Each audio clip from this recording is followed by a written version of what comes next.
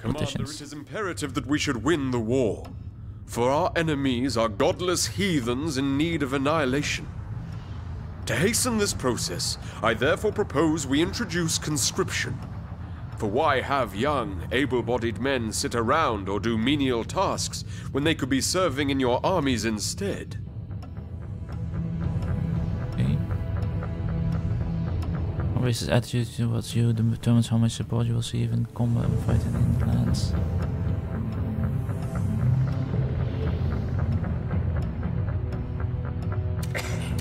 Commander, even the most peace-loving elf won't deny that in these dark times of war, allowances have to be made which we would otherwise condemn.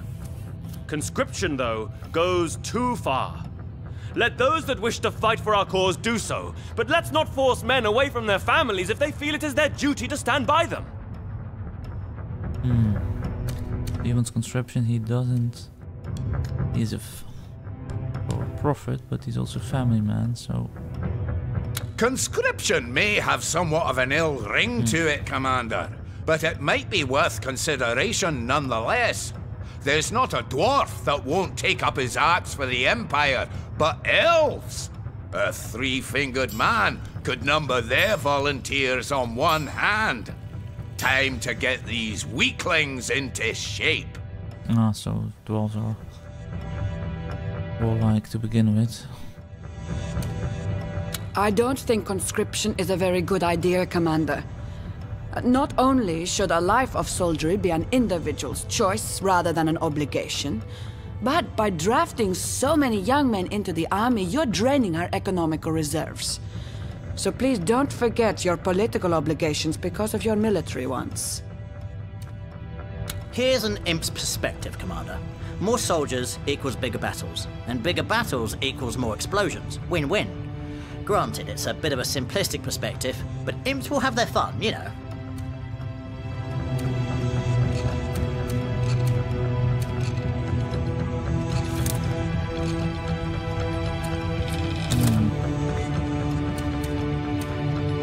Conscription!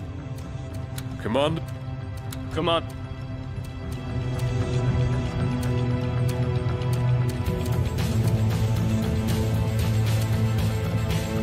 These are against... These are... Bravo, Commander. Nothing like fresh blood to reinvigorate the military.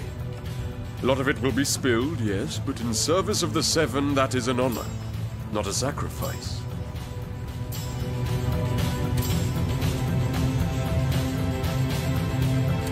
You are too harsh a man, Commander! Oh. Think about the consequences of conscription. There will be cases of conscientious objection, desertion, thereby execution. So much drama for the sake of a few extra soldiers. I think you're making a mistake, Commander, but so be it. A generation will march to war. How many will return, I wonder? Wonderful! I knew you'd be swayed by the arithmetic of detonation. A child could do the math, and a child would be equally delighted by the outcome. Good. Fair's fair, Commander. Oberon and his kin deserve to make a bit of an extra effort, and if they don't make for good cannoneers, at least they'll make for proper cannon fodder.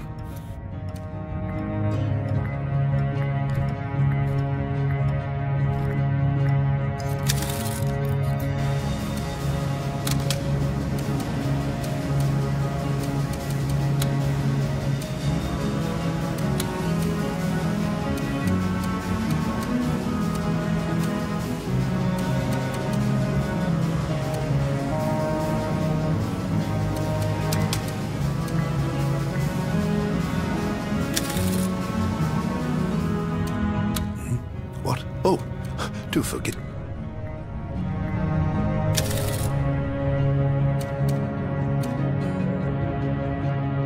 What a sorry excuse for a gen... Back to the campaign map.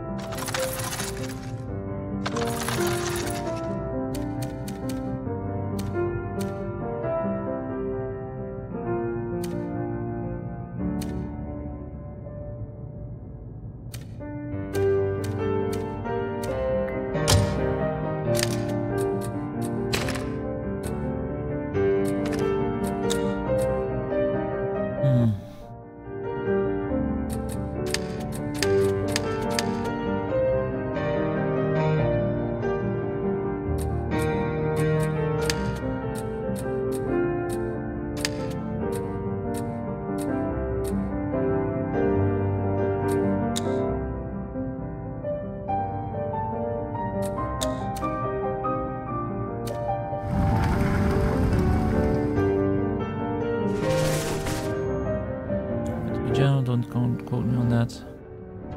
Option.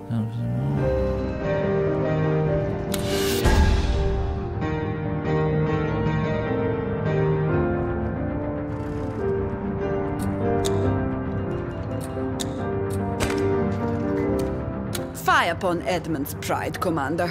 The Lizard Lords have granted him the honor of representing our mighty military on a diplomatic mission of utter import, and he gets his knickers in a twist because it comes with a spot of sacrament alien to our ways.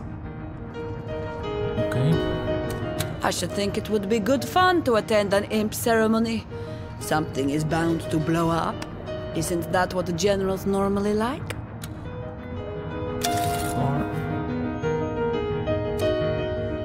Imps, Commander. Are they not truly the lowliest of all the races? Were it not for the hint of demon cunning in their blood, we most probably wouldn't speak to them as much as serve them for supper with a series of seasonal stuffings.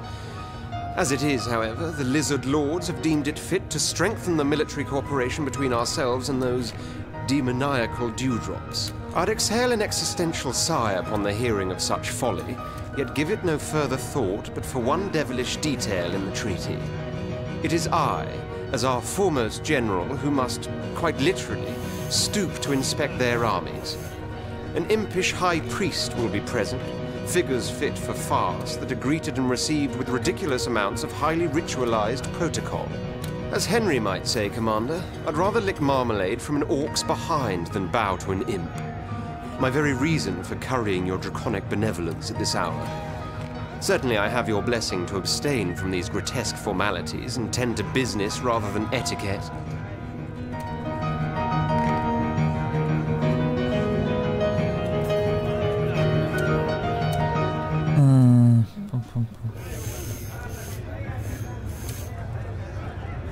Yeah, let them go through with it.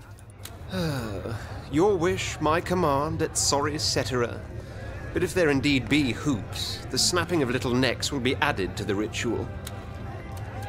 I don't care what they say, Commander. We'd have won that last battle if the others had... I must say, I don't envy Edmund, Commander. He's to bow and scrape before an imp of all things.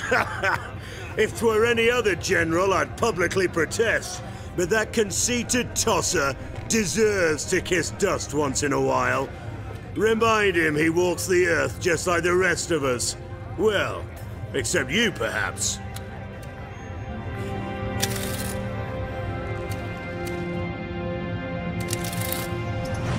Let's see if we can salvage it.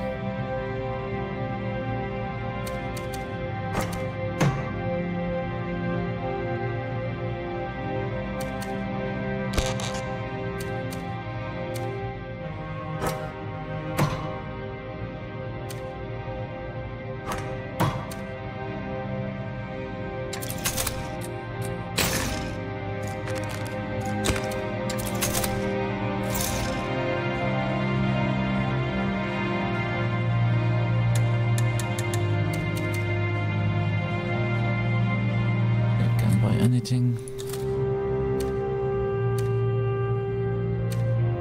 That gold mine back.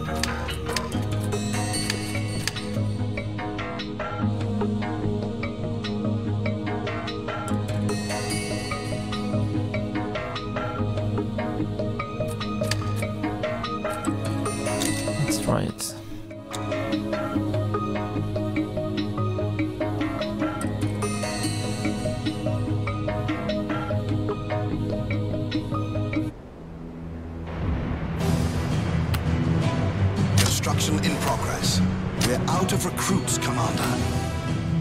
Let's get this dance of death started. The Emperor shows us the way. I will stand until my last breath.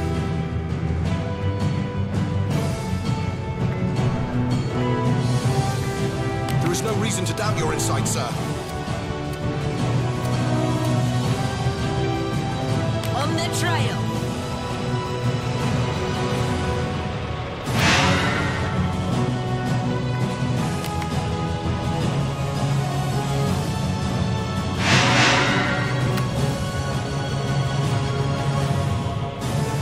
Will be built in a jiffy.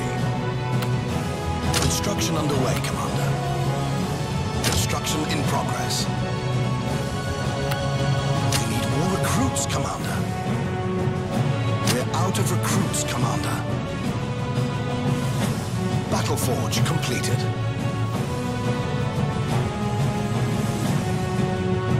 Anti-air turret completed. Anti-air turret completed. Construction underway, Commander.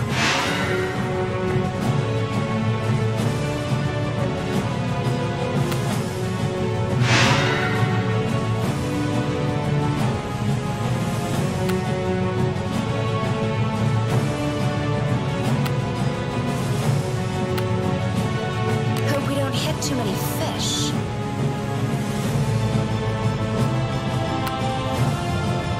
Your unit will soon be ready. Your unit will soon be ready.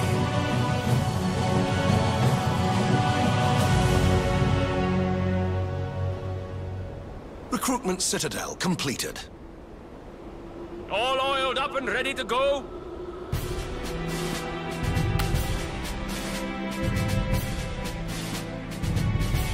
It'll be built in a jiffy.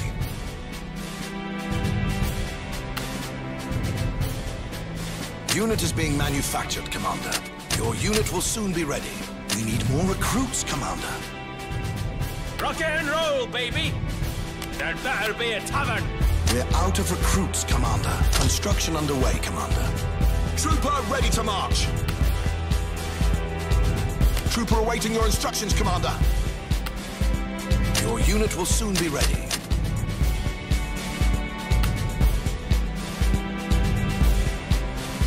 Ready to follow you, even into death.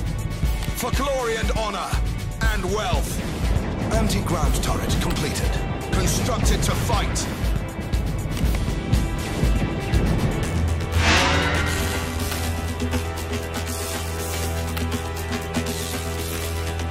Construction in progress.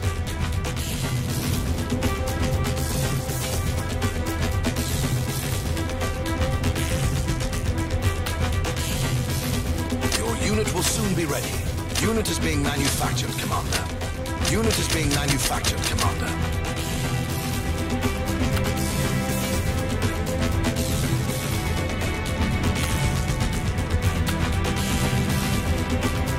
Grenadier, fresh from the barracks!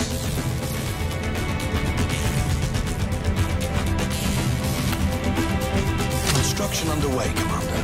Construction in progress.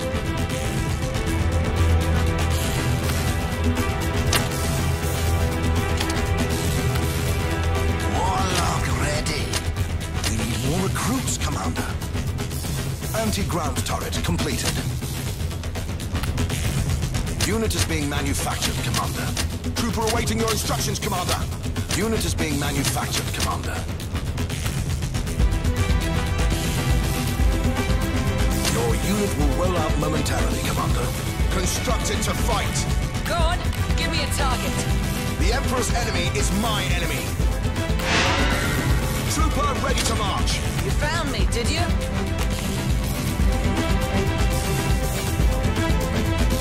Trooper awaiting your instructions, Commander.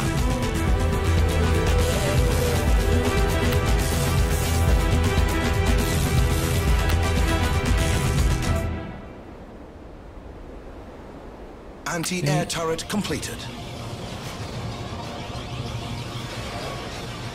Trooper ready to march.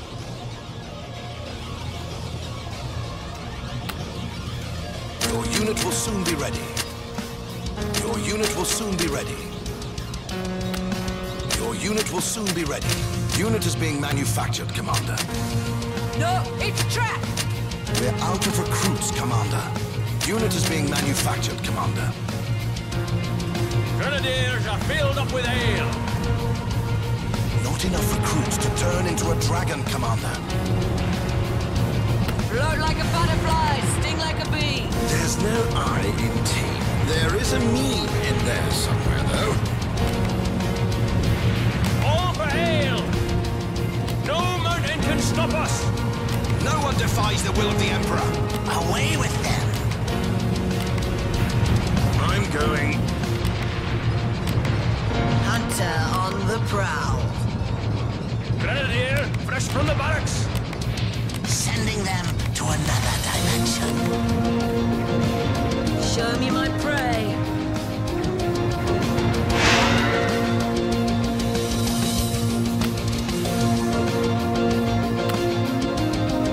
The grave be their destiny.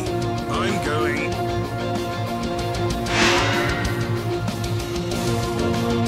A new medical mystery. It'll be built in a jiffy. Construction underway, Commander. Field duty, eh?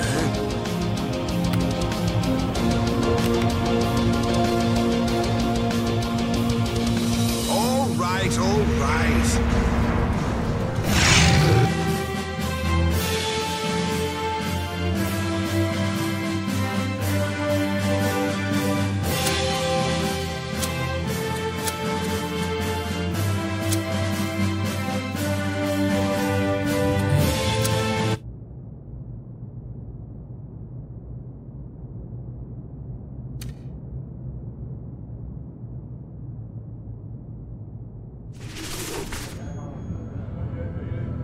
Exchange Impish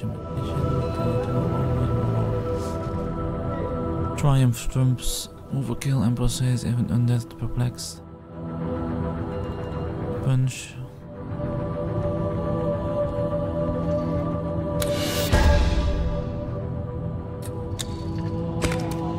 It would seem Edmund has come back from his inspection duties among the Imp armies already.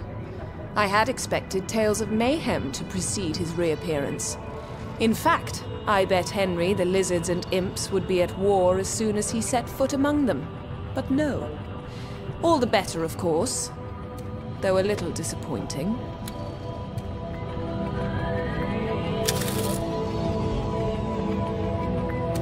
What's up, Edmund? Commander, no doubt you rejoice at my swift return from the land of imps, that borough of blight, that cyst in civilization. Returned have I to more glorious heights. The gods I'd thank if I believed in any.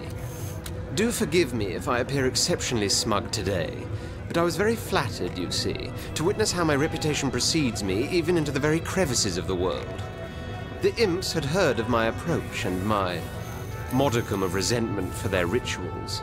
I was therefore pleasantly surprised to be greeted with a cordial handshake no more.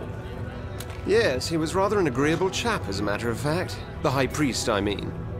After the military inspection, we played chess and talked philosophy the night through. It goes without saying I won every game and lacerated his logic like an eagle its prey. But he was not as devoid of all intellect as I had expected his entire species to be. A comforting thought, somehow, knowing you trust them to strap explosive engines to your back.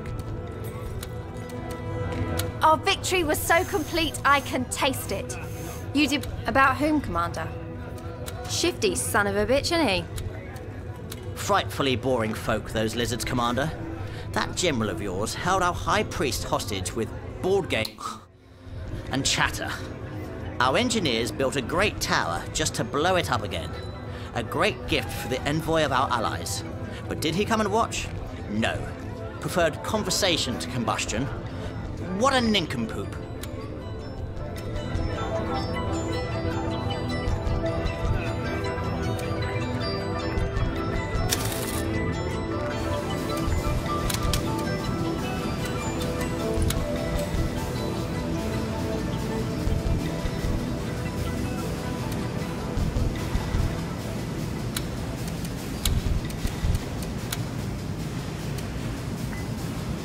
Not a political issue. Commander, I am pleading here today on behalf of a dwarven miner who was cruelly left to his fate by his own kindred.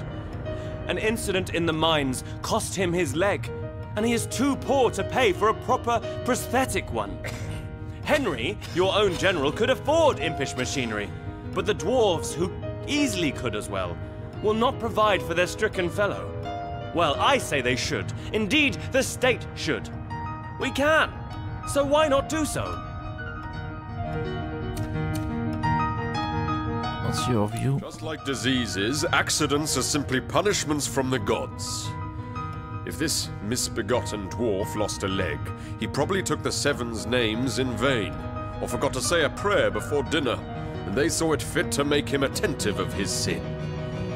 Paying for his convalescence would be tantamount to forgiving his trespass, which only the gods have the least to do. If the state should pay for each and every work accident, for every broken nail and broken leg, we'll be paying through the nose, and it's your finances that'll be crippled. Mark my words, Commander. Listen to that bleeding heart elf, and the treasury will bleed the more for it. Oberon's tale is a shocking one, Commander. If this miner suffered such a dreadful injury while working, then the mining corporation in charge should pay for his treatment. And if they won't or cannot, then yes, the nation should. But he wants to pay for it. More with a prosthetic limb than without among us imps. Comes with the territory, I suppose. All those volatile war machines. Most of our top inventors have more metal than meat to them. And of course, it's only fair the government chips in where they can. Okay. The eyes have it.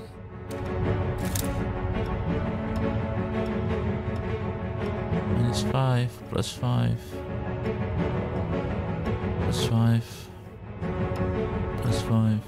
Oh, they don't care. That's also a possibility.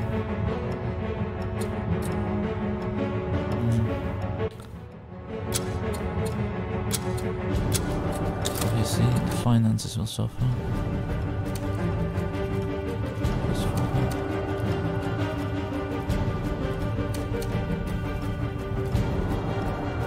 The people deserve a kind emperor and a generous one too. You are both, Commander. So then you do forgive, and you do what is the prerogative of the Seven.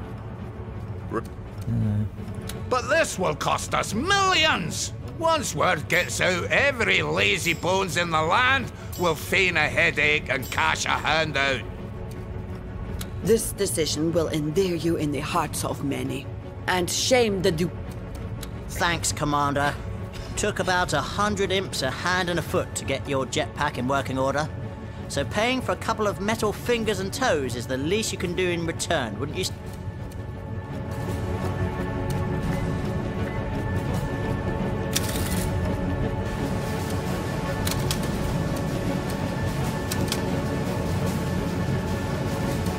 Shall I tell you about the dreams I had, my lord?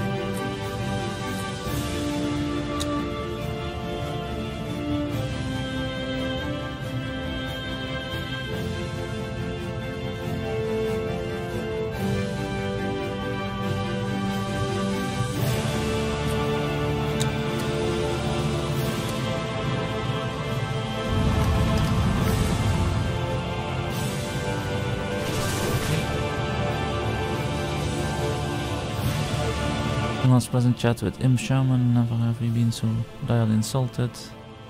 Every cripple gets his day, even if it costs the treasury dearly.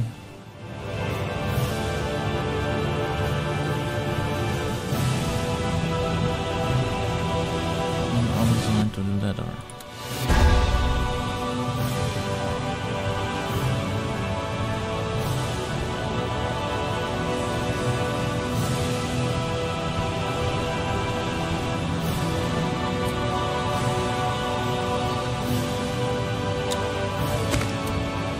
Typical of Catherine to get miffed over money.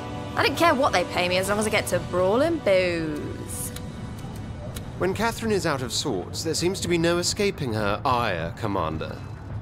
I do understand her, though. For whilst equality among the civilized races is not to be found, I do uphold that women are every bit as capable as men, provided they are lizards.